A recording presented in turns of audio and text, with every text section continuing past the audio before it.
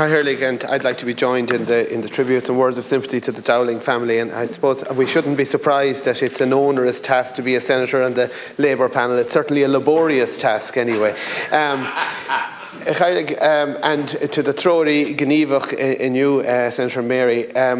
It's about 10 months since the scandal emerged about the secret payments at RTE, causing the state broadcaster to take a massive credibility hit.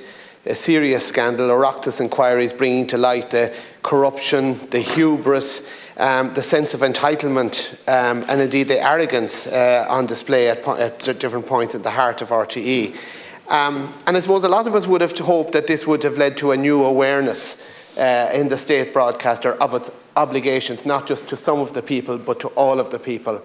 And it's in that light I want to express my shock and disappointment at what was aired last night by RTE Investigates.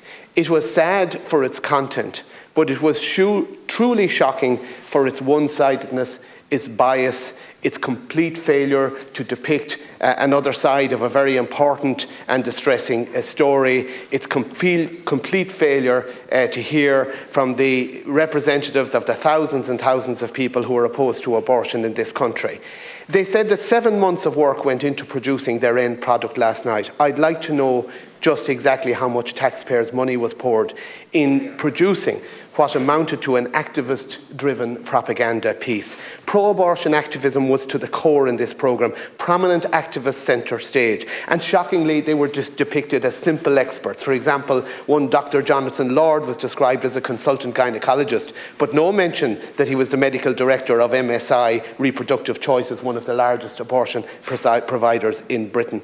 Within the first 10 minutes, you had a phone call recording played between a woman who rang the HSE's My Option hotlines and a counsellor. She stated she was 14 weeks pregnant, didn't mention abortion, and in response we hear the counsellor immediately telling her she can't, under the law, have an abortion, and straight away referring her to the Abortion Support Network. So much for non-directive services, but nothing that seemed to raise any eyebrows at RTE. Why such emphasis on having abortion and not promoting positive alternatives? Is it any wonder our abortion rate has skyrocketed since 2018? Suggestions that we will have over 10,000 abortions having taken place in 2023. No mention about this spiral abortion rate. No mention of the questions about